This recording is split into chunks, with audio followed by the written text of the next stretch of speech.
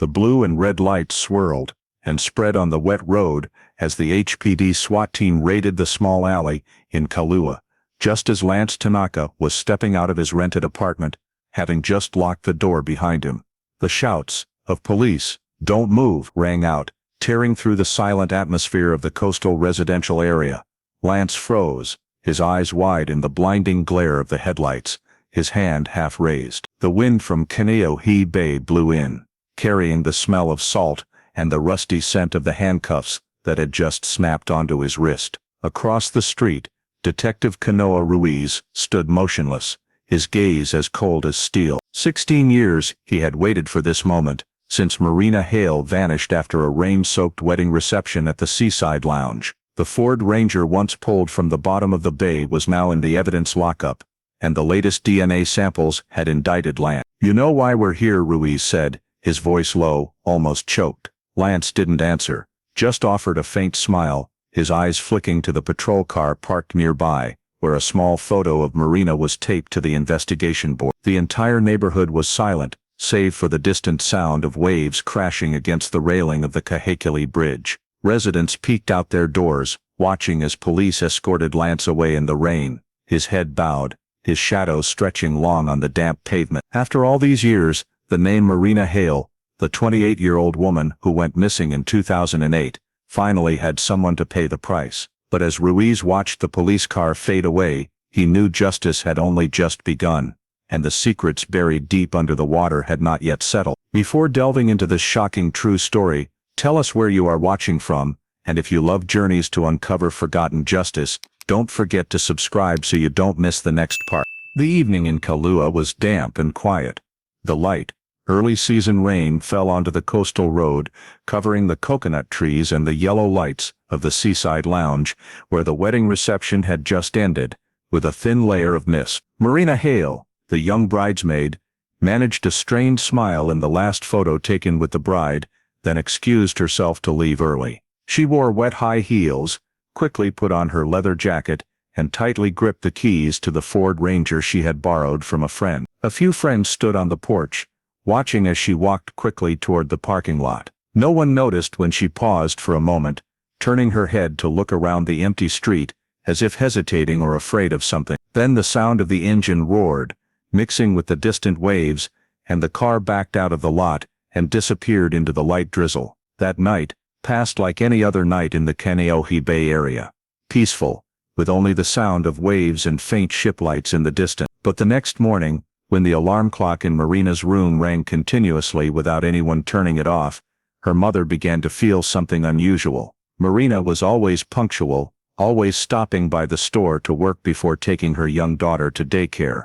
But that day she was absent. Calls to her phone went unanswered, met only by the cold voice of the automated service. Initially her mother thought she might have stayed over at a friend's house after the party, but by noon, when friends called back one by one, saying Marina had left the party early and had not returned, the worry began to mount into fear. The mother called Noah, Marina's older brother. He immediately drove along the road connecting Kailua and Kaneohe, stopping by friends' houses, the beach, and even the store where she worked. There was no sign of Marina or the silver Ford Ranger anywhere. When he returned, his shirt was soaked with rain, his face at the dining table, his mother held the phone, trying to call again, her voice trembling each time she heard the prolonged ringing tone. The phone didn't ring again, there was only absolute silence. The small house on the outskirts of Kailua was enveloped in a heavy atmosphere. On the table, the wedding invitation from the night before remained, the wet corners of the paper stuck together. Noah looked out the window, the road slick with moisture, a few passing cars casting light onto the wall. No one in the house spoke another word. Finally he put on his jacket, and quietly told his mother that they needed to go report it to the police. The mother and son left the house in the heavy rain, heading to the police station to report their daughter missing. As the sun set over Kaneohe Bay, the golden light spread across the water, reflecting on the faintly glowing bronze plaque. People said that whenever the wind blew, the sound of the waves there sounded like a whisper, like Marina's voice, soft yet resolute, sent to those who remained. The truth can be delayed, but it never disappears. The story of Marina Hale reminds us that personal safety and justice in the United States today are not only based on intuition, but require a community ecosystem, technology, process. The very common red flags: the strained relationship with ex-boyfriend Lance, the rapid calls before she left the Seaside Lounge, the witness statement about an argument, if noted and reported early, could have activated protection mechanisms, requesting a restraining order, going home together after the party, sharing live location with family. On the urban infrastructure level, the Ford Ranger sinking near Kahekili Bridge and the body hidden at Auimanu Stream show that the perpetrator took advantage of the blind spots of the terrain. Therefore, stores, docks, HOAs, management boards should maintain cameras, lighting, and long-term data storage procedures. Don't let the evidence drift away like the rainy days in Kaneohe. At the investigative level, the case only lit up when the Cold Case Division reopened the file, used and cross-referenced DNA. The lesson for localities is to continue investing in underwater search technology and genetic databases, while also collaborating with civilian groups, like Deep Current Search, the public-private partnership model that brought Marina's car back from the bottom of the mud to the surface. For citizens, keep the habit of recording traces, quickly snapping a license plate when witnessing an uneasy situation, saving messages, voicemails, enabling cloud backup. Those fragments were once the blurry photo near Kahekili Bridge that helped connect the chain of truth. Finally, do not dismiss an anonymous letter as a joke. The letter "they took her out to sea" sustained the family's hope for 10 years and reoriented the investigation. Justice is late, but it only comes when each of us chooses to stand on the side of light, reporting, recording traces, applying pressure, and supporting foundations like the Marina Hale Foundation. If you believe that the truth never sinks to the bottom of the water like Marina Hale's case, press subscribe to join us as we continue the journey to find justice for the forgotten soul. Thank you for watching. See you in the next video, where every unfinished story will be retold until the light is found. The desk officer at the HPD Kailua station was leaning over, taking notes, and looked up when he heard the door open forcefully. The mother and son walked in, their raincoats still dripping water, their faces pale with worry. The mother clutched a hastily scribbled piece of paper with information, her voice shaking. "My daughter, she's been missing since last night." The officer stood up, pulled out chairs for them, the white light reflecting on her pale face. Noah placed the car keys on the table, speaking clearly, trying to stay calm as he recounted. Marina left the wedding reception near midnight, driving the borrowed Ford Ranger, and no one had seen her since. He added that he had searched along the road home that morning, checked her workplace, and called all her friends, but had no results. The mother sat still, her hands clasped tightly together, occasionally looking up as if hoping the officer would say something to reassure her. After recording all the information, the officer called the Kaneohe area patrol team, requesting an urgent search. Outside it was still pouring rain, and thick clouds covered the bay. The mother and son stood huddled under the awning, watching the police cars leave the parking lot, their blue and red lights swirling in the rain. That was when the official search began. The first search team swept the stretch of road connecting Kailua, Kahekili Highway, the coastal route Marina usually took. They set up reflective cones, shining powerful lights down the slopes and drainage ditches. The rain made the road surface patchy, obscuring any clear sign of skid marks or tire tracks. Officers carefully checked every section of the guardrail, looking for dents or chipped paint that might indicate a collision, but found nothing. As dawn broke, there was only the sound of waves and the strong smell of sea salt wafting in from Kaneohe Bay. Simultaneously, another team searched the area around Hihiaka Harbor. They questioned night fishermen, the harbor manager, and residents living near the coast. No one reported seeing a car fall into the water. One middle-aged man recounted that he had heard a heavy crash the night before, but the rain was too heavy, so he thought it was just a container sliding off a truck. Still, the police noted and marked the area. On the second day, HPD deployed additional rubber boats and an older sonar device to scan the bottom of the bay. The screen only showed bands of interference and bubbles, with no clear metallic objects detected. The water here was murky with many layers of mud, and the currents were strong, making underwater scanning work almost hopeless. They had to stop every time the rain poured down heavily, the wind tilting the boat deck. On shore, Noah and a few of Marina's friends printed flyers and distributed them everywhere. They posted her photo on light poles, gas stations, and stores around Kailua. The photo from the wedding reception that night, Marina in a red and black dress, the yellow light illuminating her smile, became a familiar image in the following days. A flyer was posted right in front of the gate of the Seaside Lounge, where she was last seen. Local newspapers quickly ran the story, Kailua woman missing after wedding reception, HPD appeals for witnesses. The story spread throughout the region, and within just 2 days, people started talking everywhere. Some speculated she had an accident. Others suggested she might have been attacked or kidnapped. Police received many calls, but most were vague information. Some said they saw a car's lights heading toward the bay. Others claimed they heard the sound of sudden braking in the middle of the night. By the end of the 3rd day, HPD mapped the searched area, the entire Kahekili Highway, the shore of Kaneohe Bay, and the small roads leading to the hilly areas. There was no sign of a collision or skid. The search commander read the report, his voice low. No evidence of an accident, no tire tracks, no human signs. As night fell, the patrol teams packed up their equipment. The rain stopped, and thick mist settled on the road surface. Under the dim yellow lights, the sea continued to lap steadily, as cold as if nothing had happened. At home, Noah and his mother sat by the phone, hoping it would ring, but the room held only the ticking of the clock, and the damp smell of salt blowing in from the window. 3 days had passed since the night Marina left the party, and it seemed all traces of her had vanished with the rain on the Bay Road. At the Kailua police station, after 3 days of fruitless searching, the atmosphere grew heavy. Officers began to turn their attention to Marina's personal life, the one area they hadn't touched yet. In the initial statements from friends, the name Lance Tanaka was mentioned repeatedly. He was Marina's ex-boyfriend. They had lived together for nearly a year before breaking up, but recently he had still been in contact, frequently texting and calling. A close friend recounted that Marina seemed tired lately, often looked around when leaving, and had once briefly mentioned that she thought someone was following her. Lance worked as a manager at a Target store in central Kailua, known for being quiet and reserved, but sometimes quick-tempered. When police came to question him, he appeared cooperative. He claimed he did not meet Marina that night, saying his shift lasted until midnight, and he went straight home afterward. His voice was calm, his words flowing so smoothly it was hard to find a loophole. However, when the investigation team questioned a few employees on the same shift, they all confirmed Lance had left the store at least 2 hours earlier. He had manually signed out in the logbook, with no one to confirm it. That small inconsistency circled his name in red in the file.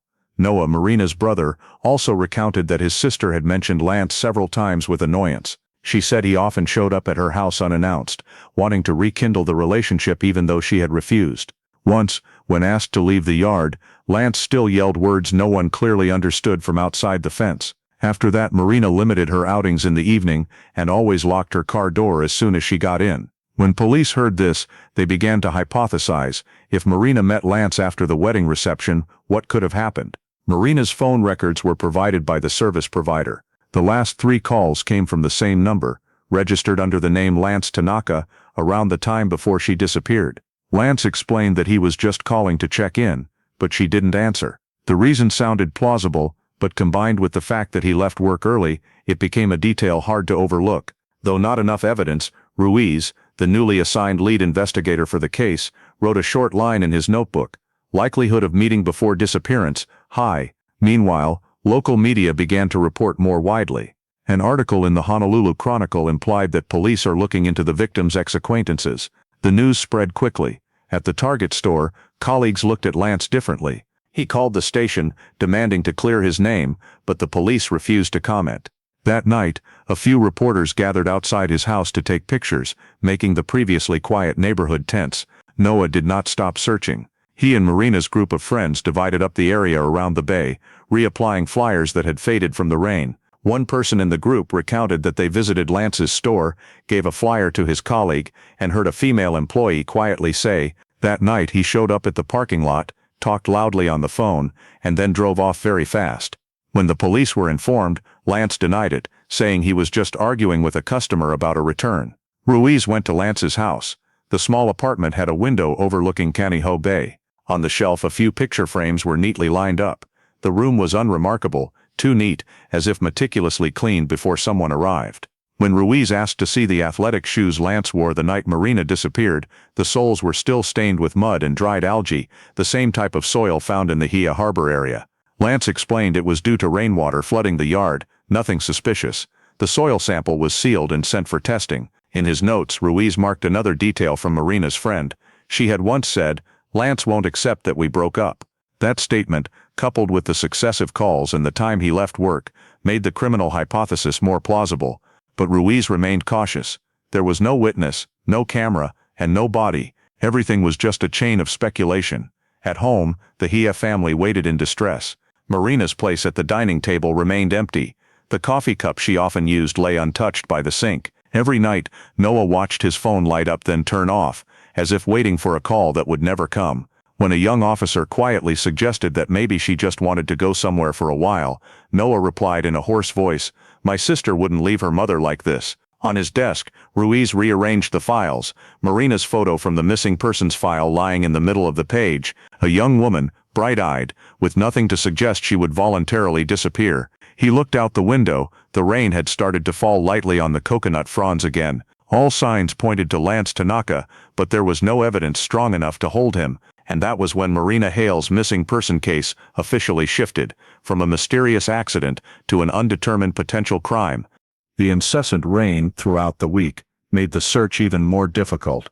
Ruiz proposed expanding the perimeter down to the deep water area of Hia Harbor, where small canals flow into Kaneohe Bay. This was based on the hypothesis that if Marina had an accident or was pushed into the water, the strong current there might have carried the vehicle far before it settled into the muddy bottom. Early in the morning, the HPD dive team, coordinated with the U.S. Coast Guard, gathered by the pier. The atmosphere was unusually silent, with only the wind and the steady sound of waves hitting the boats. Everyone knew that 3 weeks had passed since the night Marina disappeared, and the hope of finding any trace was slowly fading. On the shore, Noah stood with his mother, watching as the dive boat left the dock. He said nothing, only holding tight to his sister's photo. Ruiz approached, speaking softly, that this was the final area in the underwater search perimeter. If there were no results today, they would pause to re-evaluate.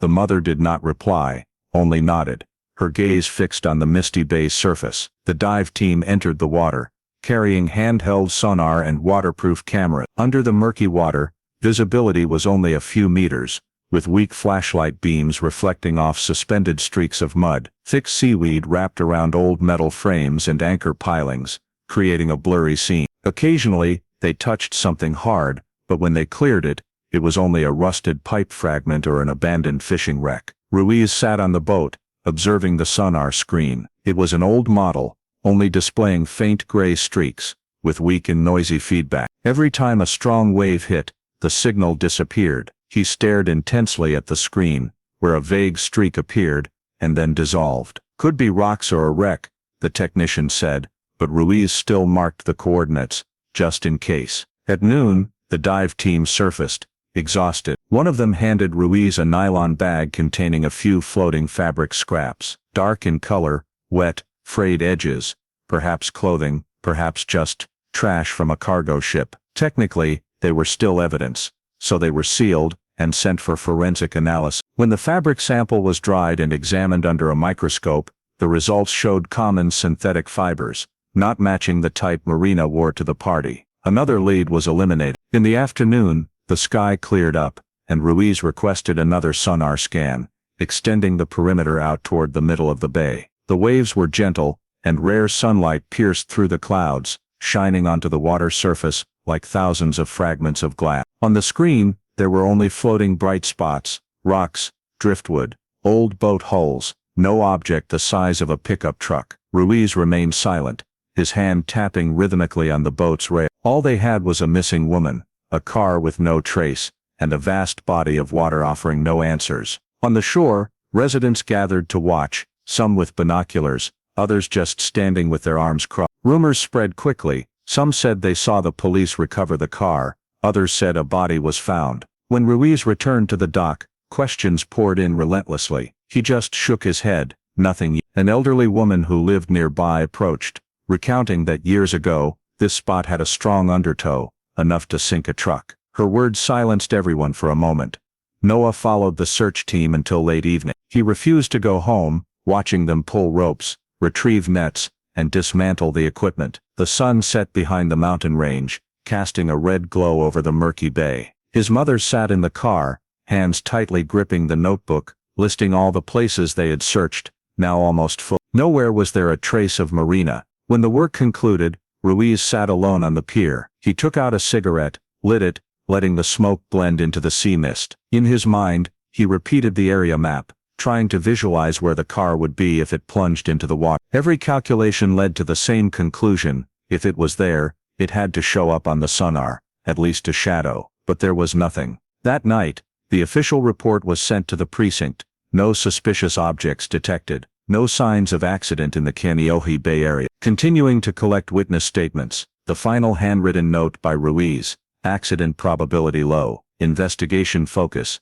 human element. The news in the morning paper was summarized in one line: Kaneohe Bay search yields no result. To the public, it was just a small item on the local page, but for the Hale family, every word added a new layer of burden onto their hope. Their house became quieter. The sound of the waves outside the window seemed more distant. After more than 3 weeks of searching at sea, the police still couldn't answer the simplest question: where did Marina go, and what happened on that rainy road that night? After the search on the water concluded without results, Ruiz gathered the investigation team. The reports were all the same: no traces, no witnesses, no physical evidence. Police temporarily suspended the bay sweep to focus on new statements, hoping someone had seen something they missed. But the first leads that emerged only made the case more ambiguous. A truck driver working the night shift on Kahekili Highway said he saw a silver car stopped near the bridge guardrail on the night Marina disappeared. He couldn't clearly see the license plate, only remembered the car's headlights turning off and on a few times, as if someone was trying to start it. Afterward, he drove past and didn't look back. When asked why he didn't report it sooner, the man just shrugged. "I thought the car broke down." Ruiz sent people to check the area, but there were no skid marks or fragments to prove the car had stopped there. Tire tracks on the damp ground had been washed away by the rain. At the same time, another witness appeared, a waitress at the Seaside Lounge, where the wedding reception was held. She recalled that as the party was winding down, Marina was standing on the patio, having an intense conversation with a man in a dark shirt. Not a loud argument, but both their expressions were strained, she recounted. When Ruiz asked for a clearer description, she hesitated. "I'm not sure who it was, because of the yellow light, the rain slashing in. But it seemed like he had short hair, tall build, similar to someone I'd seen with her a few times before." Ruiz showed her a picture of Lance Tanaka. She looked for a moment, and then whispered, "It could be him, but I can't be certain." The statement was recorded but was not enough to press charges. When this news spread, public opinion began to surge. On local forums, people debated that Marina might have been attacked or forced to leave the party. A few people said she had complained about her ex-boyfriend. Others claimed she had debt. As the days passed, theories sprouted like weeds, then quickly withered because no evidence could sustain them. Police received dozens of anonymous calls. Someone claimed to hear screaming near the bridge. Another insisted they saw the Ford Ranger parked in a vacant lot near Haia Harbor early the next morning. A woman living in a nearby residential area recounted that morning she saw strange tire marks in front of her house, which then vanished after the rain. Ruiz sent people to check, but the layer of earth had dried, leaving nothing to sample. These flimsy leads were only enough to prolong hope, but couldn't form a clear picture. In internal meetings, Ruiz sensed the fatigue spreading through the team. Everyone had done their utmost checking every pier, every road, every statement, but every direction ended in a void. Lance Tanaka remained on the suspect list, but no evidence allowed them to arrest him or search his house again. When called in for further questioning, Lance continued to assert his innocence. He appeared confident, accompanied by his private lawyer, answering every question in the same tone: "I have nothing to hide." Meanwhile, the rumor about the mysterious car near the Kahekili Bridge spread widely. A group of fishermen said they had seen the light of headlights shining down into the water on the night Marina disappeared, but when questioned closely, each told a different version. Some said it was light from a car, others believed it was from a patrol boat. Ruiz reluctantly noted, "Source uncertain, likely unrelated." Despite the lack of evidence, the community around the bay began to fear. A woman vanishing without a trace made many people afraid to walk alone at night. The Seaside Lounge saw fewer customers. Police offered a reward for any information leading to a clue, but no one came forward with anything specific. Noah continued his private search. He visited every vacant lot around the bay, following every rumor, even the wild one. Someone told him they heard an engine sound from underwater. Another led him to an old slope that descended to a mud flat. All yielded no results. At the end of the day he returned home, sitting silently at the table, looking at the scribbled notes marking the map of Ruiz reread all the statements, rearranging them in chronological order. From when Marina left the party, made the call, to her disappearance, less than 2 hours. In that time, only 2 things were certain: she left the Seaside Lounge alone, and no one saw her afterward. Everything else was rumor and speculation. On his desk Marina's photo was faded, the paper edges curled from moisture. Ruiz stared at it for a long time, then closed the file. He knew that without new evidence, the case would soon be moved to the indicted list. In his old notebook, he wrote the final line for the monthly report: no new leads, probability of finding the victim low. Outside the office, the scent of cold coffee mixed with the smell of damp paper, the familiar aroma of cases that were never solved. Outside, the sunset descended upon Kaneohe Bay, the sea flat and calm as if it had never hidden anything. In the following weeks, the HPD investigation shifted to a meticulous and repetitive phase. Ruiz requested a review of all traffic cameras along the Kahekili Highway, including those from stores, gas stations and piers around the bay. Each recording was magnified, rewound frame by frame, but no vehicle matched Marina's Ford Ranger. In places where cameras were broken or had blind spots, he had people check traffic satellite data as well. The result was still a blank space. It seemed her car vanished from the map the night of the rain, leaving no digital trace. When her bank card records were opened, all transactions stopped on the afternoon of the wedding reception. No withdrawals, no purchases, no signs of credit card use. Police also checked phone data. The last calls were still 3 consecutive ones from Lance Tanaka. From then on, Marina's phone location signal disappeared entirely. Ruiz called this a clean cut, something that only happens when the device is turned off or destroyed. Once again, Lance was summoned for interrogation. He maintained his calm demeanor, answering the repeated questions fluently. When Ruiz asked about the night Marina disappeared, Lance only emphasized that he went home, watched TV, and slept, never leaving his apartment. No one could confirm this, but there was no evidence to deny it either. He added with a touch of irony, "If I wanted to harm her, I wouldn't have volunteered to speak to the police in the first place." Ruiz only responded with a cold look, writing nothing more. Without a search warrant, they couldn't do more. Meanwhile, the Hale family began to lose patience. The mother constantly came to the police station, bringing new flyers, asking if there was any news. Ruiz tried to explain that they were doing everything possible, but every time he saw the despair in her eyes, he felt he was failing. Noah was more direct. He slammed his hand on the table during a meeting with the investigation team. "You know Lance is involved.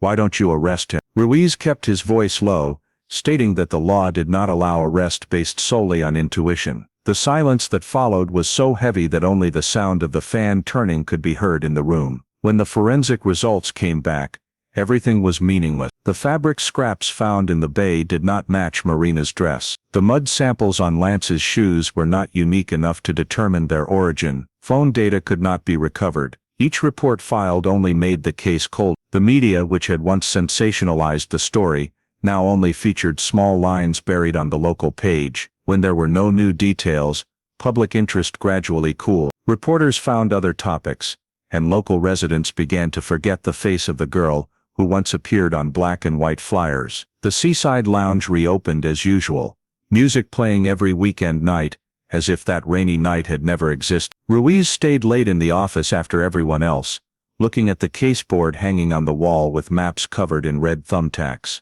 There was no direction left to pursue. He knew the case would soon be moved to the suspended list, something every investigator hated to admit. In his old notebook, he wrote the final line for the monthly brief: no new leads. Likelihood of finding the victim, low. At home, Noah continued to put up flyers, rain or shine. His mother left Marina's room exactly as it was, not daring to tidy anything. The room still held the faint scent of perfume. The pillow bore the crease from her last sleep. Every time it rained, she looked out the window, hoping someone would knock, bringing an explanation. But the door remained closed, and outside the sound of the waves in Kaneohe Bay was steady, like the cold heartbeat of the case slowly sinking. Time quietly passed. The rainy season in Kailua came and went, and the file named Marina Hale, missing under unclear circumstances, gradually settled to the bottom of the drawer. After almost a year with no progress, the HPD officially transferred the case to the Cold Case Unit, the unit specializing in storing unsolved files. The day Ruiz signed the handover document, he sat silently for quite a while before Marina's photograph. The smile in that picture was now just the memory of a woman the whole town had once talked about, then forgotten. In the cold case office, the file was stamped red indicted, renumbered, and placed in storage. On the cover, a few lines were concisely written: female, missing in Kailua February, no vehicle or body recovered. All that remained of the case was a collection of photos, a few forensic reports, and faded missing person flyer. Ruiz was no longer directly in charge. He moved to another case, but he still occasionally looked toward the map of Kaneohe, where the red pins had begun to fade. The second, then the third year passed, with no new evidence. The people who once knew Marina began to mention her less frequently. Old news articles were deleted from news sites, with only a few lines remaining on local forums. The Seaside Lounge changed ownership, a new coat of paint covering the walls that had witnessed her last party. Time fades everything, even the most painful memory. For the Hale family, the silence was heavier than any bad news. The mother still maintained the habit of waking up early, brewing 2 cups of coffee, and placing 1 cup on the table opposite the empty seat. Noah continued to work normally, but every evening he drove along the Bay Road, stopping at the Kahekili Bridge, looking down at the black cold water. He once told his mother that if only they could find the car, he would believe he could move on with his life. But the car never appeared. One afternoon, more than 5 years after Marina went missing, Noah received an envelope with no sender name. Inside there was only a piece of paper folded into thirds, with scrawled handwriting in ballpoint pen. She didn't fall off the bridge, they took her out to sea. There was no signature, no details. The letter was handed over to the police, fingerprinted, and the result was unidentified. Ruiz, who had by then moved to the Special Records Department, read a copy of the letter and only sighed, just another ghost among hundreds of others. The letter caused a stir in the family, but changed nothing. Police believed it was just a malicious hoax, the kind of stranger who sends a letter after seeing a long-running missing person case, hoping for attention. But for Noah, the phrase "they took her out to sea" haunted him for years. He believed the writer knew something, though he couldn't prove it. Occasionally he still went to the station to ask Ruiz, now a lieutenant, if there was anything new. The answer was always the same: no, nothing new. The community around Kaneohe Bay gradually forgot about the incident. Newcomers only knew the story as a rumor. A girl disappeared after a wedding party, and no one found her. Children called it the Kahekili Bridge disappearance, recounting it to each other like a local legend whenever they passed the old bridge. But for Marina's mother, every day was still the first day. She still kept her daughter's room untouched, the dress hanging on the chair, the photo frame on the dresser, and the faint scent of perfume lingering. Ruiz occasionally received calls from the mother, her voice always the same: "I just wanted to know if you found anything new." He didn't have the heart to tell her that Marina's file was now in the cold storage, stacked among hundreds of other cases, marked by a code number instead of a name. In his heart, this case was still an unsettled ripple. He once thought he was used to not having closure, but whenever he saw the rain pouring down in Kailua, he remembered the night Marina left the party, the light rain, the wet road, and the car disappearing into the darkness. 10 years later, the Marina Hale file still slept in the HPD's cold case storage, a thin layer of dust covering the paper cover. Outside, the city changed, roads were widened, houses sprang up, and the Kahekili Bridge still stood there, spanning the bay like a link between two worlds, one side where life continued, the other filled with questions that would never be answered. Marina's name gradually disappeared from news reports, from many people's memories. But in a small drawer at home, Noah still kept the anonymous letter in the old envelope, along with the photo of Marina taken at the wedding party that day. He refolded the paper, reading the faint line over and over. They took her out to sea. And in his heart, that sentence became a vow. One day he would find out who they were. 10 years passed since Marina Hale disappeared. In 2018, the Honolulu Police Department decided to restart a series of old, unsolved files. The Cold Case Division was restructured, equipped with new technology, and received additional funding from the city. Stacks of old files were moved out of storage, dusted off, and reorganized. Amidst hundreds of names fading with the years, Ruiz, now a veteran detective with graying hair, came across a familiar file cover. Marina Hale, female, 28 years old, missing in Kailua. He paused, looking long at the photo attached to the corner of the paper, where her smile was still as bright as the first day. Ruiz had been the detective in charge of this case during the initial phase, when everything was new and hope was still clear. But after a series of failures, the file was closed, and he moved on to another case. Now, with sonar technology, geographical analysis, and an expanded DNA database, the opportunity might be different. What made Ruiz decide to reselect Marina's case was not just the persistent sense of unease, but a detail in the old file that always bothered him.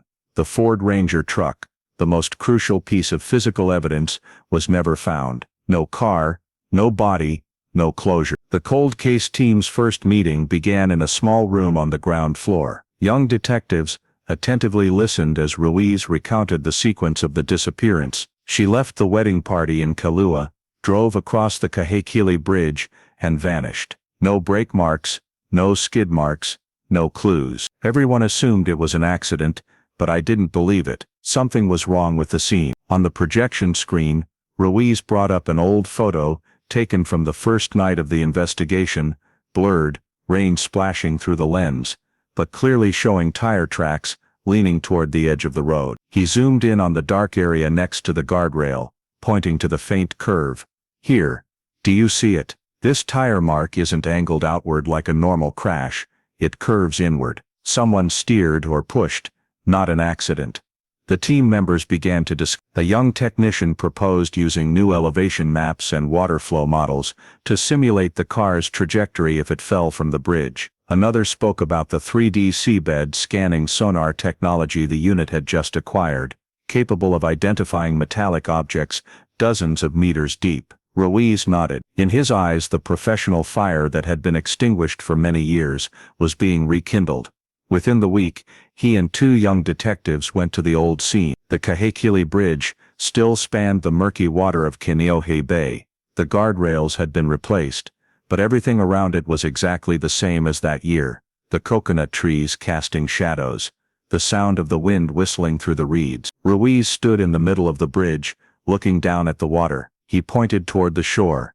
That night, the rain was heavy, visibility was low. If the car had genuinely plunged in here, there should have been at least some debris or an oil slick, but there was nothing. The young technician bent down to examine the old steel plates under the bridge, took a few pictures, and quietly said, "With this angle of descent, if the car was here, the current would have swept it far from the shore, but no one has swept deeply to the bottom of the bay." Ruiz replied, "Then we'll do that now." Back at the department, he reopened the old scan maps from. The data was blurry, the coordinates were off by a few meters, but he still recognized two areas that had never been thoroughly checked, a deep water section near the South Pier, and a thick muddy area next to Hea Harbor. Ruiz marked them with a red pen, then added a note, "Reopen survey, determine current direction during heavy rain." Simultaneously, he ordered a review of all witnesses from that year. Some had moved away, others no longer remembered clearly, but a new detail emerged from an old record. The waitress at Seaside Lounge had once mentioned seeing Marina arguing with a man. Ruiz reread the line many times. That man had never admitted to being there. Could they go back and check Lance Tanaka one more time? He considered it, then wrote it on the to-do list. Before leaving the office, Ruiz looked at Marina's photo again. 10 years is a long time for memories to cool, but whenever it rained in Kailua, he still remembered the image of the young woman stepping out of the lounge, the car lights flickering and then vanishing into the darkness. Now, he believed that time could not hide everything forever. If the car was still somewhere beneath the mud of Kaneohe Bay, it would tell him the truth. The next morning, Ruiz submitted a formal request, rescan the entire Kahekili Bridge area and surrounding waters using new generation sonar. Prioritize searching for large metallic objects corresponding to the size of a pickup truck. The order was approved that day. The wheels of the investigation, after 10 years of lying dormant, began to turn again. Slowly, but after the resurvey order was approved, Ruiz spent continuous days in the records room, taping satellite maps of the Kailua, Kaneohe area onto the entire wall. He reconstructed the route Marina might have taken on the night she went missing. Based on old statements, the location of the wedding party, call times, and cell tower data. The old map from 2008 was overlaid onto the latest data on the paper. Red threads connected the Seaside Lounge to Kailua Road, then looped onto Kahekili Highway, running along the bay to the Hia residential area. Ruiz pinned a red tack at the starting point where Marina left the wedding party. According to phone records, she made the final call to her brother in an area about 6 miles away, the signal captured by the Hia Tower. Based on that, he drew a circle covering the entire area around the pier and the Kahekili Bridge, the zone considered the focal point. Immediately to the right of that circle was the Hia fish pond, where the tidal currents from the bay merged before flowing out to sea. Thick mud, strong currents, complex terrain, an ideal place for a heavy object to sink unnoticed. On the computer screen, Ruiz re-entered the cell tower location data from the time Marina went missing, then ran a simulation of her possible travel route based on her average driving time and speed. If she left the party near 10 o'clock and the phone signal ended in Hia about an hour later, it meant she had stopped somewhere along the way. He circled another small spot on the north shore, the Ahomanu stream area, where a small stream flowed directly into the bay. Years ago, this location had been overlooked because it was considered too shallow. But according to the new hydrological map, this area's current changed seasonally, and during heavy rain, the water level could be twice as deep. Ruiz typed a note on the edge of the map. 3 spots to rescan: Kahekili Bridge, Hia Fish Pond, Ahomanu Stream. After determining the scope, Ruiz called the unit's technical team and proposed collaboration with the civilian group Deep Current Search, a volunteer underwater search organization renowned for using new generation, high-resolution sonar. This group had assisted in many other missing person cases across the islands, and Ruiz knew that if anyone could find the car, it would be them. The first meeting between the HPD and the Deep Current team took place right at the Hiaiakia Harbor Pier. Ruiz spread the map on the car hood, marking each area to be surveyed with a pen. The civilian team brought 2 small boats and 455 kHz 3D sonar equipment, capable of clearly displaying the shape of objects on the seabed down to the detail. The team leader, a middle-aged man named Matt Daniels, asked, "Are you sure the car could still be at the bottom? It's been 10 years. The currents here are fierce." Ruiz replied, "If it was pushed down, the mud would hold it, and if it's still there, your sonar will find it." The first survey day was scheduled for the weekend, when the tide was lowest. Ruiz and the HPD technician double-checked the old data one last time. The position of the guardrail posts, wind direction, water level, and flow direction, recorded the night Marina disappeared. Everything was entered into the simulation software. The screen displayed an image of the Kahekili Bridge on a rainy night, a cold, digitally reconstructed model. According to calculations, if a car weighing over a ton fell from that height, it would sink quickly, lying within a radius of about 300 meters around the pier. But when combined with the wind direction and currents, the possibility of the car being swept southeast, the Hia fish pond area, was higher. Ruiz marked an additional orange symbol writing small next to it, hypothetical fall point. He didn't say it aloud, but in his heart, he believed the car was still there, buried beneath the mud, waiting to be found. The only thing missing was technology powerful enough to penetrate 10 years of silence. As the team prepared the equipment, other HPD staff gathered the related files. Lance's statement, witnesses, the anonymous letter, "They took her out to sea." Ruiz reread that line, then looked out at the gray-blue water outside the window. If someone truly pushed the car, Heading out to sea was a logical choice, far from residential areas, and deep enough to hide everything. But the sea doesn't keep secrets forever. Before ending the workday, Ruiz emailed his superiors reporting the detailed plan. The last line he wrote concisely: Priority number 1, locate the Ford Ranger, the only evidence that can reopen the entire case. After 10 years, the investigation was no longer just an administrative task for him, it was a debt, a promise unkept. And now, with new technology and a volunteer search team, Ruiz felt the opportunity was finally within his grasp. Outside, the sun was gradually setting over Kaneohe Bay, red light spreading across the water, reflecting onto the body of the Kahekili Bridge. Ruiz stood silently watching, as if this very place was holding the answer he had been waiting for a decade. Early in the morning, the surface of Kaneohe Bay was as still as frosted glass. The boats of the Deep Current search team drifted out of Heiakea Harbor, towing the latest three-dimensional sonar equipment HPD had just approved. Ruiz stood on the deck, arms crossed, looking toward the Kahekili Bridge gradually emerging in the early mist. He had been to this place countless times, but today felt different. Perhaps it was because for the first time in years, he believed the truth might be lying right beneath the mud. Matt Daniels, the lead sonar technician, sat before the display screen, his hand gliding lightly over the control panel. The screen projected a wide scan image of the bay floor, streaks of gray-yellow light, the outlines of rocks, a rotten wooden wreck, abandoned anchor posts. Each scan circle appeared and drifted away, the steady rhythm of the ultrasound echoing in the cold, damp air. Ruiz leaned over, staring intently at the displayed map. He knew this feeling well, waiting, hoping and fearing there would be nothing but darkness. As the boat passed the area of the South Bridge Pier, a faint rectangular mass suddenly appeared on the screen. The technician frowned, adjusting the scan angle. The light streak did not dissipate like other small objects but became clearer, with straight borders and a curved frame at the front, a shape suggesting a vehicle's hood. Matt lowered his voice. Something's here. He zoomed in, quickly measuring the dimensions, about 12 feet long, nearly 6 feet wide, a perfect fit for the frame of a small pickup truck.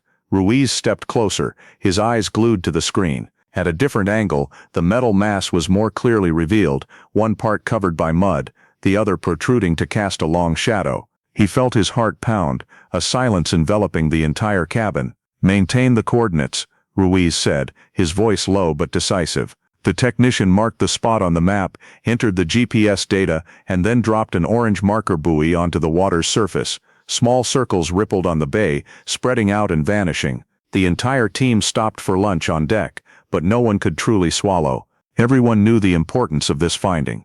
Ruiz opened the old case file, flipping to the page listing the Ford Ranger's information. Silver, 12 feet long, slightly cracked rear window, matching every detail. He didn't dare draw a conclusion, but a sensation like an electric current ran down his spine. For 10 years, they had only had rumors and old photos.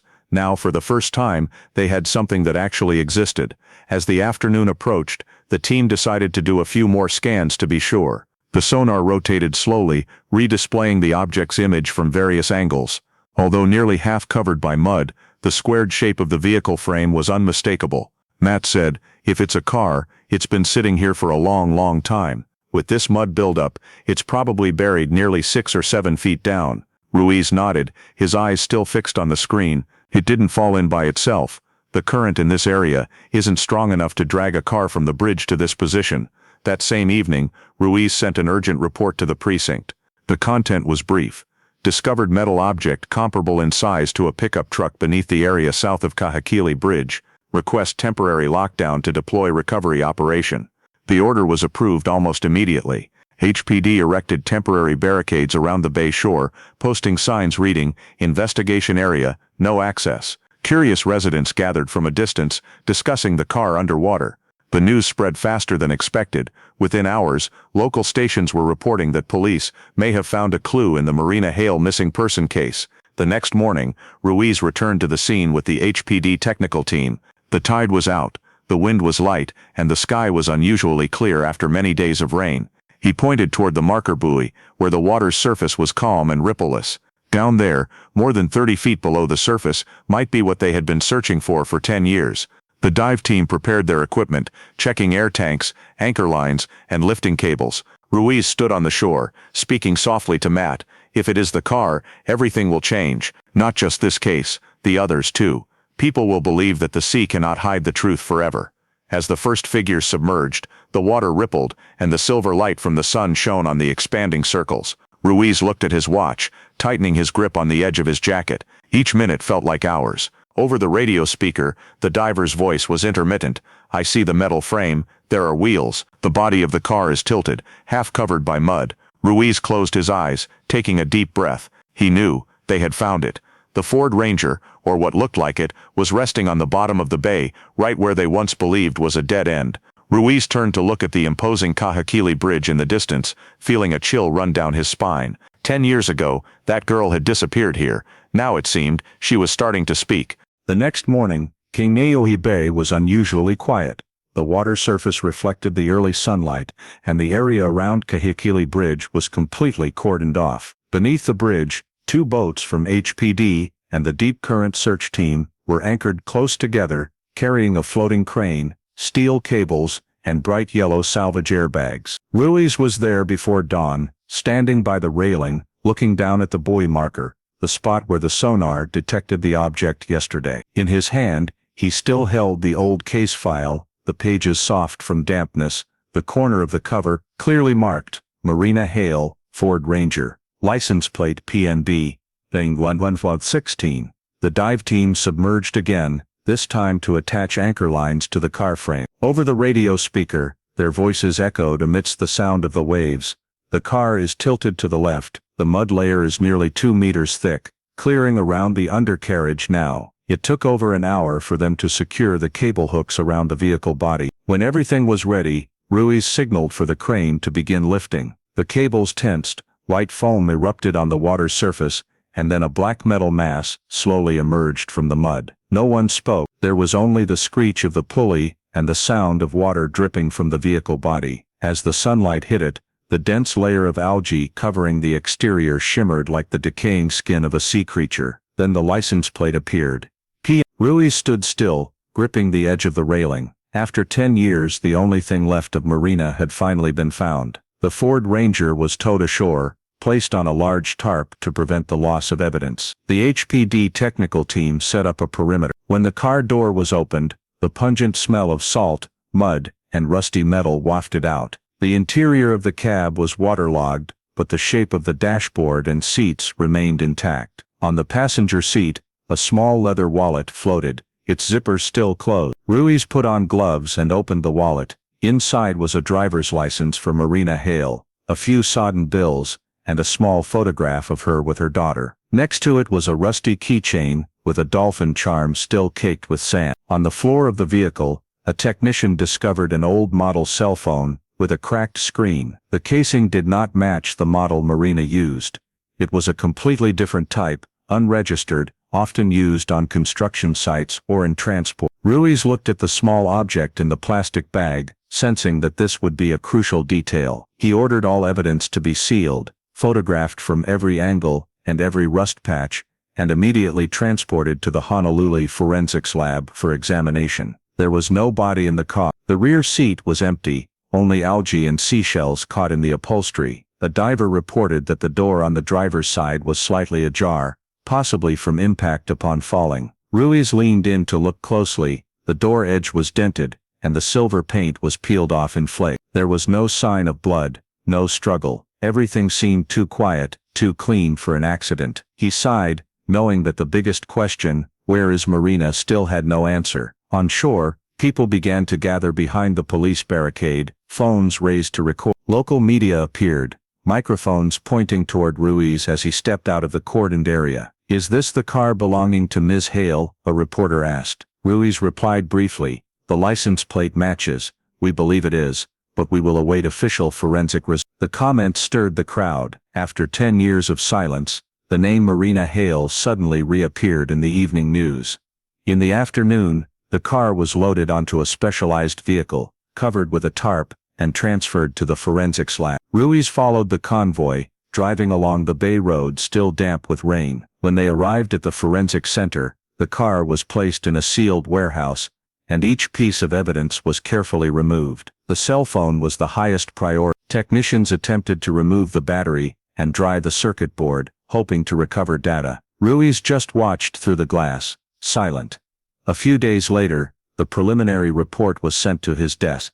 DNA found on the steering wheel and gear shift matched Marina's sample, but there was a second sample. It did not match anyone in her family. It also did not match the state's criminal database. Ruiz read that part, his brows furrowed. Someone else was in that car, he murmured, as if speaking to himself. The phone had not yet been successfully powered on, but a forensics specialist discovered a strange string of numbers in the SIM card memory, saved under the name RT.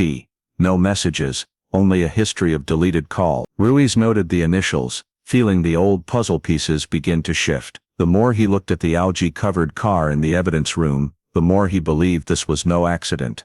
As night fell, Ruiz left the building, standing on the porch watching the light rain fall onto the city. From a distance the sound of a crane still echoed, the sound of metal scraping against metal, the same sound the man long ago said he heard the night Marina disappeared. 10 years, everything had changed, except that sound. And for the first time in all that time, Ruiz felt something was truly rising above the surface. When the Ford Ranger was brought into the Honolulu Forensic Center, the entire technical team worked continuously for 3 days to examine every detail.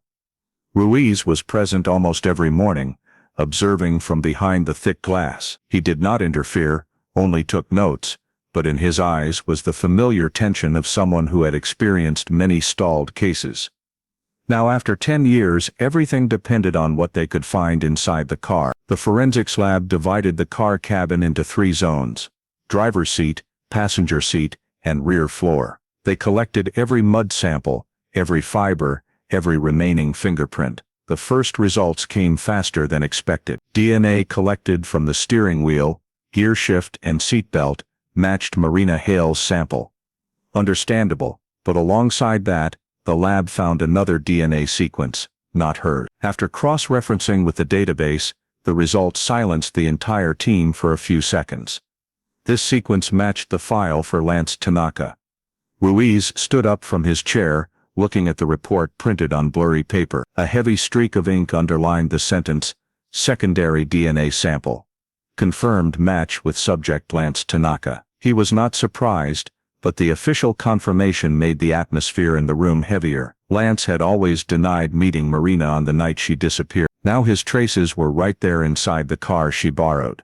However, a question remained: at what level did that DNA appear? If it was only indirect contact from before, it might not carry criminal significance. Ruiz requested further examination: where the DNA sample was located, and whether it showed signs of transfer contact. The technician reported that most of Lance's DNA was concentrated around the steering wheel, the gear shift, and especially the driver's side door handle. Positions no one but the operator would touch. Moreover, this sample showed no signs of being old, indicating the residency time was not too long before the car sank. When Ruiz left the laboratory, he felt the smell of metal and chemicals still clinging to his clothes. Inside him arose a feeling mixed with satisfaction and heaviness. 10 years of waiting, and now finally, there was something strong enough to shift the direction of the investigation. But to charge Lance, he needed more. That afternoon, the second report was sent to his desk from the technical evidence team. During the cleaning of the rear compartment, they found a piece of thick gray nylon, the size of a hand, stuck beneath the floor mat. The composite fiber structure was unique, and the surface had a wavy pattern. Ruiz immediately recognized the material, used in warehouse pallet cover. He asked the technician, "Can you identify the manufacturer?" The other replied, "This type is produced by the Hawaii Packaging and Storage Industrial Materials Factory." Ruiz nodded because that was the very company where Lance Tanaka had worked in 2008, before moving to management at Target. The nylon piece was sealed and sent for comparison. The results showed an almost absolute match in fiber structure and plastic additives. The same production batch as the material Lance's company imported at that time. The technician's final note was brief: high probability the evidence is directly linked to the suspect's work environment. Ruiz finished reading, saying nothing. He knew this was no longer a coincidence. As evening descended, the technician in charge of the phone, found in the car, called him back to the digital forensics room. They had successfully recovered part of the memory. The screen displayed a sequence of blurry image files, mostly corrupted, but one was nearly intact. The photo showed a woman standing by the edge of the Kahekili Bridge, car headlights illuminating her from behind, making her face only a dark outline. In the background, the distinctive iron railing of the bridge was recognizable. Ruiz stared at the screen, recognizing Marina's build and hair. The technician pointed to a detail in the right corner of the photo, a faint shadow of a person standing behind her slightly offset towards her. The shadow was taller, with a male build. There was no date or time data, but the image format matched the phone model produced in late 2007. The same time Marina went missing. Ruiz asked, "Was the photo taken with this phone, or saved from elsewhere?" The technician replied, "Based on the remaining EXIF data, it appears the photo was taken directly with this phone, meaning someone held this phone to photograph Marina on the night she disappeared, and that phone was subsequently left inside the car at the bottom of the bay." Ruiz couldn't take his eyes off the photograph. It was unclear, but it held something chilling. The way Marina had her back to the camera, her shoulders slightly turned, and the figure standing behind her only a few steps away. He asked for the photo to be printed, zoomed into every corner. Under the fluorescent light, the bright streak on the railing became clear, proving the photo was taken at the exact location of the Kahekili Bridge. In an emergency meeting the next morning, Ruiz presented the results to the investigation team. On the table were three key pieces of evidence: the DNA result, the nylon piece, and the photo from the phone. "It's no longer speculation," he said. "We have evidence Lance Tanaka was inside Marina's car, and evidence of material from his former workplace appearing in the same location. Coupled with the photo, the probability of a second person in the car is almost certain." The room was silent. An officer asked, "What about the body? What about the motive?" Ruiz replied, "Not yet, but we are closer than ever. The car could not have sunk by itself, and Marina could not have driven into it herself.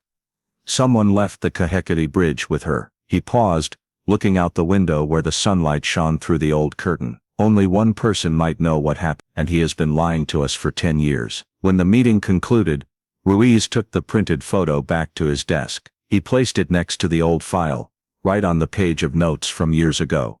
"Potential crime, acquaintance." Now that sentence was no longer a guess. All the evidence was pointing in the same direction. Marina never left the bridge alone. After forensic evidence confirmed Lance's presence in Marina's car, Ruiz continued to review all data around the Bay Area. He believed that if the Ford Ranger had been pushed into the water, there must have been people and means to assist. In the old 2008 report, one detail was overlooked. A log from Hia Harbor reported an unregistered barge leaving the dock on the exact night Marina went missing. The small, faded, overlooked note caught Ruiz's eye. When he examined it closely, his heart sank. The time matched precisely the moment Marina left the Kahekili Bridge. Ruiz immediately requested the administrative office retrieve the port's logbook and the personnel roster for that night. After a few days, the results were sent back.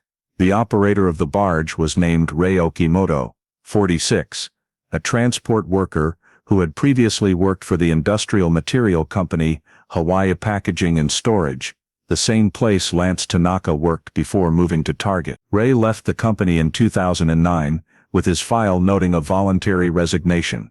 But for Ruiz, those two names could not simply be a coincidence. He tracked down the old workshop, now closed, its walls stained with sea salt. Asking around, Ruiz learned Rei currently lived in a container house at Kaneohe Industrial Park, working a job loading scrap for small ships. When the police appeared, Rei was wary but did not resist.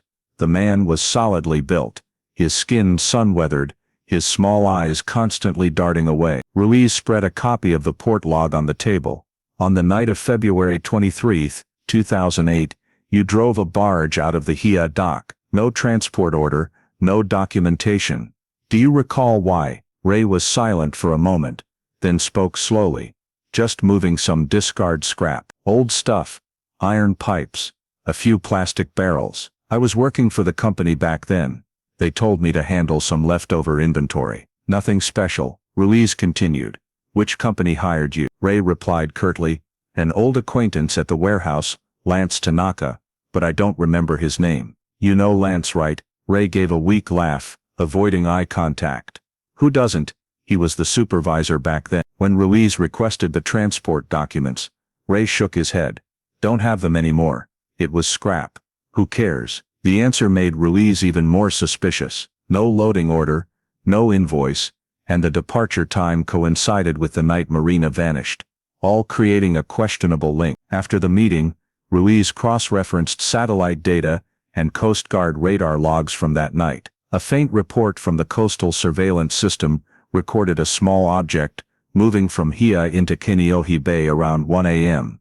The exact time Ray's barge was logged as leaving the dock. Its path aligned almost perfectly with the location where the Ford Ranger was later found. Ruiz placed the two maps on the table, the old barge route and the car's coordinates. He used a red pen to connect the 2 points. The distance between them was only about 300 meters. It cannot be random, he murmured. With his experience, he knew that to scuttle a heavy vehicle, lifting equipment and deep water were necessary, and a barge was the perfect choice. The next day, Ruiz brought a subpoena for Ray to HPD headquarters. The atmosphere in the interrogation room was heavy. Ray still insisted he was innocent, saying the trip that night was only around the dock, and denied carrying anything heavy. But when Ruiz showed him the sonar image of the car lying exactly in the barge's direction of travel, Ray began to sweat. Ruiz didn't press, only asking softly, "Do you remember if it rained that night?" Ray replied, his voice hoarse.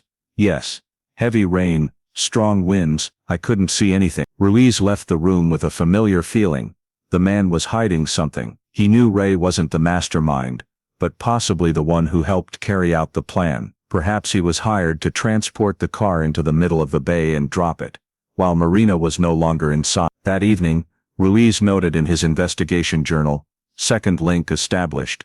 Ray Okimoto, a worker formerly under Lance Tanaka, operated an unregistered barge out of Hia port the night Marina vanished. No documentation. The direction of travel matches the discovery location of the Ford Ranger. Likelihood of involvement in scuttling, high. Offshore, the Kaneohe waves lapped gently against the pier. Ruiz looked down at the dark water, wondering how many other secrets still lay beneath. And if Ray truly knew the truth, the next question would be, how did Lance keep him silent? As the final pieces of the puzzle began to fit, Ruiz decided to take the step he had awaited for over 10 years, confrontation.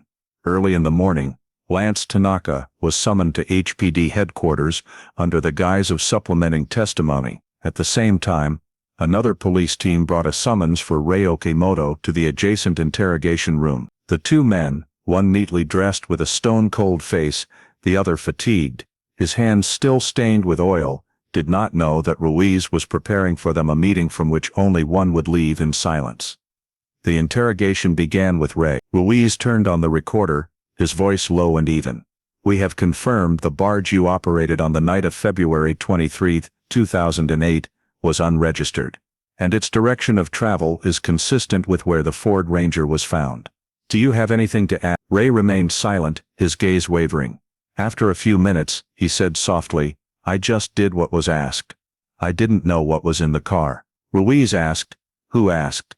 Ray bowed his head, not answering. Ruiz tapped his hand lightly on the table. "Lance Tanaka." Ray clenched his hands, neither denying nor confirming. Ruiz let the silence linger, then left the room, stepping into the adjacent one. Lance was leaning back in his chair, his hands clasped, a faint mocking smile on his face. "I'm here again," he said. Ruiz placed the photo from the phone found in the car, along with the DNA results, on the table. "You said you never met Marina that night, but your DNA is on the steering wheel, and this is her photo near the Kahekili Bridge, taken with the phone found in the car at the bottom of the bay. How do you explain that?" Lance glanced at it, then shrugged. "She once borrowed my car, my DNA being there is no surprise." Ruiz said, "That car belonged to her friend, not you. And the industrial nylon fabric stuck to the floor is the same type of material from where you used to work." At this, Lance slightly raised an eyebrow, his smile fading. Ruiz continued, "Ray Okimoto has stated that someone hired him to use a barge to transport a car out of Hia port on that rainy night. He didn't name names, but you know who I'm referring to." Lance leaned back further, looking directly into Ruiz's eyes. "There is no evidence to prove that. You just want to close an old case by pinning it on me." Ruiz was silent for a few seconds, then placed the final set of documents on the table.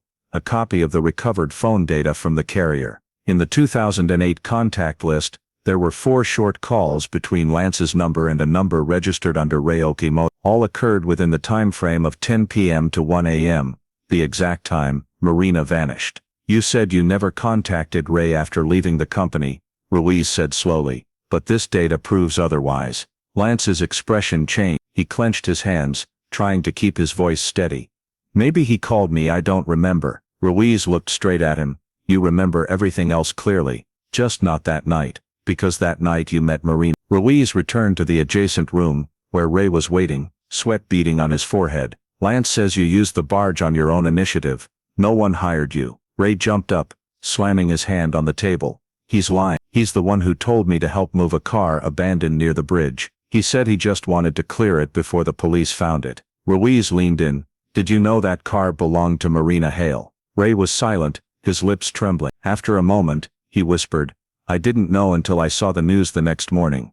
I thought the car was broken down." Both testimonies were recorded and transferred to the legal team immediately. Ruiz gathered all the files, forensic results, phone data, port radar maps, and confrontation statements, attaching an urgent petition to the district attorney. Content: requesting an arrest warrant for Lance Tanaka, suspected of first-degree murder, and Ray Okimoto, suspected accomplice, tampering with evidence. That afternoon, the warrant was signed. 2 specialized teams split up, one to Lance's home in Kailua, one to the Kaneohe Industrial Park. Ruiz followed the first team. When they arrived, Lance was sitting on his porch, looking out at the ocean. The late afternoon light cast a strangely calm glow on his face. Ruiz walked up and read the arrest warrant. Lance did not resist, only saying softly, "I knew this day would come." The cuffs locked, the sound of metal echoing in the wind. In the distance, dark clouds slowly moved across Kaneohe Bay, and the sea began to churn with small waves. Ruiz watched the police car carrying Lance drive away, his heart heavy. He knew everything was not over yet, but at least, after 10 years, the darkness around the name Marina Hale had begun to crack, revealing the first light of truth. After their arrest, both Lance Tanaka and Ray Okimoto remained silent throughout the first night. Ruiz waited until the next morning to begin the formal interrogation. He knew the truth often comes not through coercion, but through contradictions between statements, and he was right. After just a few hours, the 2 men's accounts began to split like 2 opposing currents. In the interrogation room, Lance sat upright, his face emotionless. He requested a lawyer, but still agreed to answer partially. When Ruiz asked what happened on the night of February 23, "I tried to hold her back to talk, but she pushed me away, got in the car, and started the engine. I ran to the side, she jerked the wheel, and the car slid off the road and plunged down the slope near the bridge. I didn't mean to hurt her. I just stood there, and then I panicked." Ruiz asked, "Why didn't you call the police?" Lance looked straight ahead, his eyes tired. "She wasn't breathing anymore. I was scared. I had a prior violence charge. I thought no one would believe me. I called Ray, asked him to help move the car before someone found it. I was wrong. I know." Ruiz silently recorded every word. He called it an accident, but hired someone to scuttle the car, erase traces, turn off the phone, and leave the area. No one hides an accident like that, Ruiz thought. And Marina's body, he asked. Lance paused, his hand trembling slightly. "I don't know. When the car fell, the water swept it away very quickly. I didn't see her anymore." Ruiz recognized that answer was well rehearsed, an unverifiable denial. At the same time, in the next room, Ray was telling a completely different story. He did not have a lawyer, his voice shaking, his hands tightly clasped. "Lance called me close to midnight, said it was urgent, needed the barge. I got to the port, he was already there with the car. I asked what was wrong, he just said, 'The car's broken, gotta dispose of it quickly.' I was about to open the door to check, but he yelled at me not to touch it. I thought it was strange, because the driver's side door was slightly ajar. It was dark inside, but I swear I saw a woman, leaning against the passenger seat, her head resting on the glass. I asked if anyone was inside, he said no, just that the seat was wet. I didn't dare ask further." Ruiz stopped recording, looking intently at Ray. "Are you sure she was alive?" Ray nodded slowly.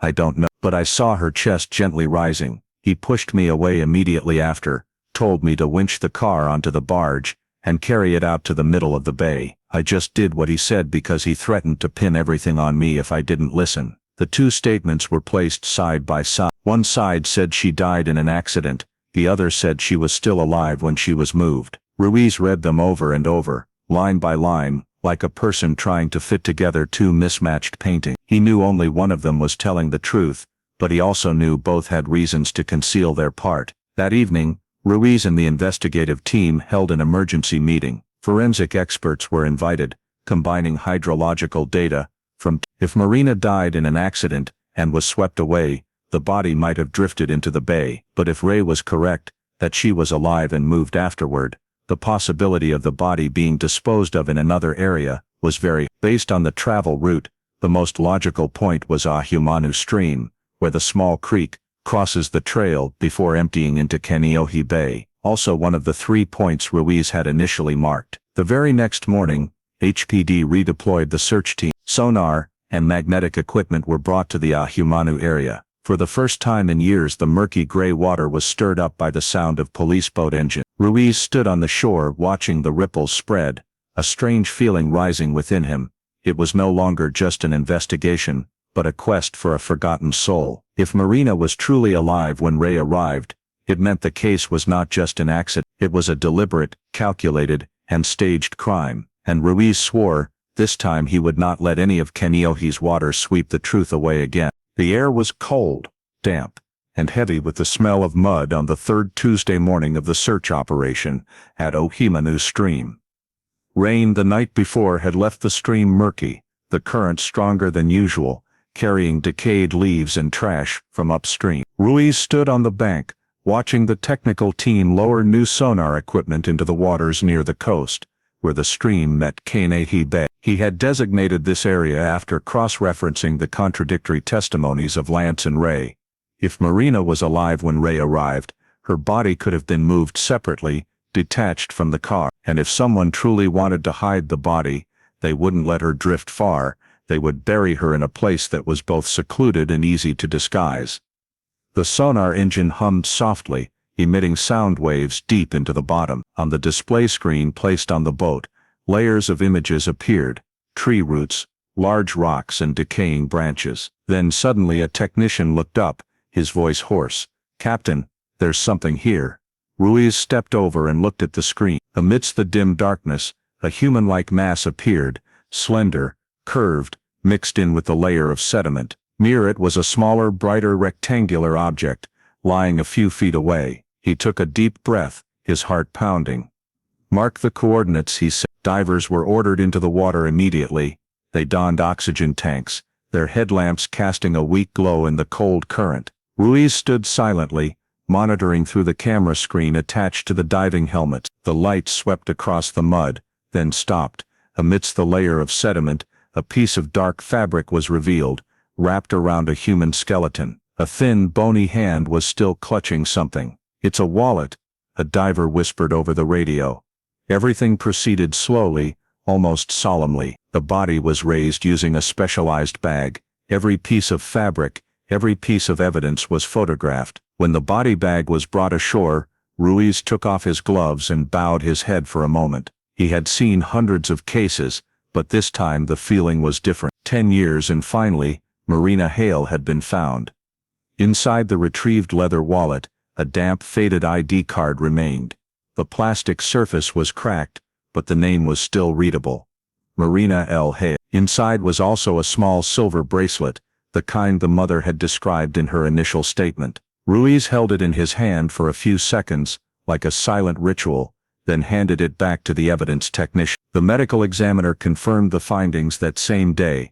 DNA from the jawbone perfectly matched Marina Hale's sample. The preliminary report concluded the time of death was consistent with 2008, and the body was naturally preserved in the brackish water, thick mud environment, so the bone structure was still relatively intact. But the line that caught Ruiz's attention most was the last one of the report: no sign of bone fracture due to vehicle collision. signs of constriction of the neck muscles before death. He placed the report on the table, his eyes stopping at the crime scene photo. Marina's skeleton lay only a few hundred meters from the location where the car was found, in the direction the stream flowed out to sea. That distance could not be accidental. If she had died in an accident, her body would have drifted with the car or farther away. The fact that the body was in a separate location indicated that someone had moved it deliberately. The internal meeting took place that evening. Ruiz presented to the investigation team, his voice hoarse with fatigue. We have evidence of 2 stages of disposal. Stage 1. Lance and Ray moved the car to the Kahekili Bridge area, used a barge to tow it out into the bay and sank it. Stage 2. One person, possibly Lance, returned, brought Marina's body here to the Ohimanu stream inlet area, to hide it separately. That's why no one found her for 10 years. An officer asked why separate the body from the car. Ruiz replied, because he wanted to create a false scene, an accident. If the body was in the car, everything would be exposed. But if only the car was underwater, people would think she drove down and then drifted away. Simple, neat, and enough for time to erase all trace. When Ruiz left the meeting, it was dark outside. He drove to Ohimanu, where the forensics team was still clearing the scene. Headlights shone on the murky water, the light reflecting on the stirred-up mud. He stood there for a long time saying nothing. In his mind, every image of the case came back like a film reel. Marina stepping out of the wedding party in the rain, the short phone call, the vanishing car, the anonymous letter they took her out to sea. All those scattered pieces had finally found each other here. Ruiz knelt down, picked up a piece of wet soil and let it fall through his fingers. You've been here for 10 years, he whispered, but now you will go home. The official report sent to the prosecutor's office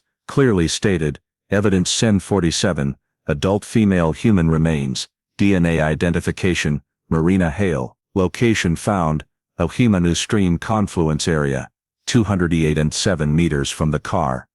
Coordinates, sign of death, strangulation, preliminary assessment, deliberate act of concealing the body, carried out after the victim's death. When the news was broadcast on Hawaiian television that night, the image of the misty stream appeared under the headline, after 10 years, Marina Hale has been found. Residents around Kaneohe Bay turned on their TVs, falling silent for a few seconds. In a small house down the street, Marina's mother set her coffee cup down, her hands trembling. She didn't cry, she just looked at the screen, where her daughter's photo appeared, then smiled weakly. After 10 years of waiting, Marina had finally been brought home from the depths. In the summer of 2024, 16 years after that fateful rainy night in Kailua, Marina Hale's name echoed again in the courtroom of the Hawaii Supreme Court. Outside the sun was scorching, but inside the court, the atmosphere was heavy, as if the years of silence in the case were now concentrated in a single moment. Ruiz sat in the back row, his dark suit, his old notebook on his knees. He had been involved in dozens of trials, but this was the only one that made him feel both fulfilled and pained. The medical examiner presented the final forensic results to the court. The report was over 40 pages long, but just the first few lines were enough to silence the entire room. Prior to death, the victim suffered a strong blunt force trauma to the right temple area, causing immediate unconsciousness. No water was found in the lungs. Death occurred due to strangulation with a soft object within minutes of the injury. Mud found in the hair and under the fingernails matched the soil sample at the Hihe Harbor barge slip area. These results wiped out all possibility of an accident. Marina did not die from falling into the water. She was struck, strangled, and then her body was taken to the barge slip prepared for disposal. The mud in her hair was the mud where Ray had worked, where Lance had appeared in the port log. Both had no way out.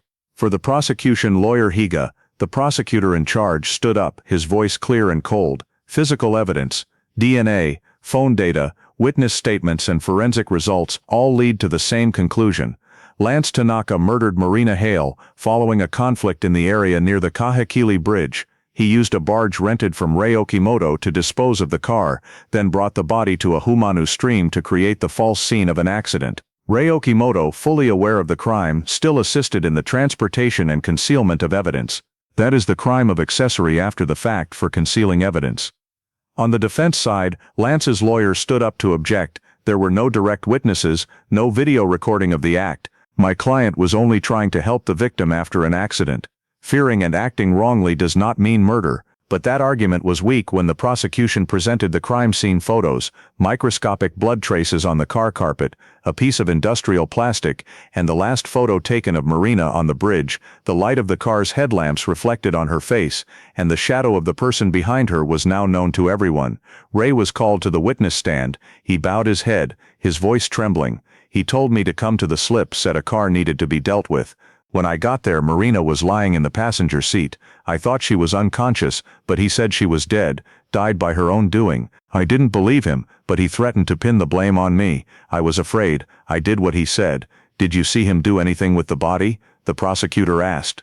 Ray was silent for a few seconds, then replied, "I saw him wrap a plastic tarp around her before taking her down to the boat." Lance only shook his head, his eyes glaring at Ray. "You're lying. I asked you to help because of an accident. You misunderstood." But his rebuttals were no longer valid. His DNA on the seatbelt, the piece of fabric around Marina's neck, and the mud stains on his shoes were undeniable evidence. In the closing arguments, Ruiz was invited to speak as the main investigating witness. He stepped onto the podium, speaking slowly. "We didn't just find a car or a set of remains. We found the truth buried for 16 years. Marina did not fall due to an accident. Someone decided that she should not live another minute." Ruiz paused, looking towards the row where Marina's mother and brother were sitting, the elderly, gray-haired woman, her hands shaking as she clutched a small handkerchief. "And justice," he continued, "even if late, can still make those who have been silent for too long pay the price." After 3 days of deliberation, the jury retired to the back room. In the afternoon when they returned, the entire court stood up. The foreman read the verdict, every word clear. Against the defendant Lance Tanaka, charge of second-degree murder, guilty. Against the defendant Ray Okimoto, charge of accessory after the fact for concealing and destroying evidence, guilty. Ray bowed his head, tears falling. The judge pronounced the sentence. Lance Tanaka, 30 years in prison without parole. Ray Okimoto, 15 years in prison. Ruiz felt no joy, only relief. Finally, Marina was named without the word missing. As the two defendants were led away, he watched, a strange feeling, not victory, but the ending of something too long, too heavy. Outside, a light rain began to fall. Marina's mother walked out of the court, holding her daughter's photo in her hands. She said quietly to the press, "I don't want anyone to hold hatred. I just want my daughter to come home." In the evening news broadcast, the headline ran across the screen, "Hawaii cold case solved. Justice for Marina Hale after 16 years. The image of the misty Ahumanu stream appeared, followed by Ruiz's face, looking out at the sea. Below, the anchor read slowly, "The case of Marina Hale, missing since 2008, is now closed. Justice may be late, but it is never lost." In the HPD office, Ruiz put the notebook that had been with him for 16 years into a drawer. On the cover, the faded old ink scrawl read, "Let her come home." Now, finally, that promise had come true. The court's verdict did not just close a case, it woke up the entire island. News of the Marina Hale case dominated newspapers and TV broadcasts across Oahu. In Kailua and Kaneohe, places once peaceful by the bay, residents were still stunned. No one expected that for 16 years, the killer had lived among them, gone to the supermarket, driven the roads Marina once drove, and was even regarded as a friendly neighbor. The small cafes along Kailua Street buzzed with endless discussion. Some said they had once seen Lance Tanaka sitting alone in a corner of a cafe years ago, quiet but polite. Others recounted that Ray still occasionally worked at the dock, and no one ever paid attention. An elderly woman in the Hiaya residential area told reporters, "It's terrifying, he lived among us all those years, and no one knew." On local forums, residents reshared photos of Marina, old photos in a party dress, a bright smile under the yellow light. Under each post were hundreds of comments, condolences, thanks to the police, and messages for her family. Justice came late, but at least she is no longer forgotten, one person wrote. 3 days after the sentencing, HPD held a large press conference at the Honolulu headquarters. Ruiz and members of the Cold Case Division appeared with representatives from the prosecutor's office. Behind them was a board printed with a picture of Kahekili Bridge. The words "Justice for Marina Hale" slanted across it. Ruiz spoke briefly but emotionally. Without sonar technology and expanded DNA databases, this case would have forever remained at the bottom of the bay. But technology is just a tool. It was the persistence of the family, and the belief that the truth cannot be buried, that brought us to the end. The press conference was broadcast live on television, watched by thousands. The police also announced they would expand the sonar mapping initiative, a plan to collaborate with civilian groups to review old missing persons files around the island. If Marina can be found after 16 years, Ruiz said, then anyone else has a chance to return. As for the Hale family, they chose to respond with action. With community support, Noah and his mother established the Marina Hale Foundation, aiming to help families with missing loved ones access modern search technology and legal consultation. At the launch ceremony, Noah stated, "We live 10 years between hope and despair. If we can help someone shorten that time, that will be the best way to remember my sister." The aftershocks of the case did not stop at emotion. It made residents reconsider the seemingly stable sense of security in the Kaneohe Bay area. Many said they started paying more attention to missing persons cases, to reporting unusual behavior, to the belief that every story without an ending deserves to be heard. A few months later, a small statue in Marina's memory was erected near Kahekili Bridge, where she left this world. At the base of the statue was a simple bronze plaque engraved with the words, "For every soul lost to silence, may you be found."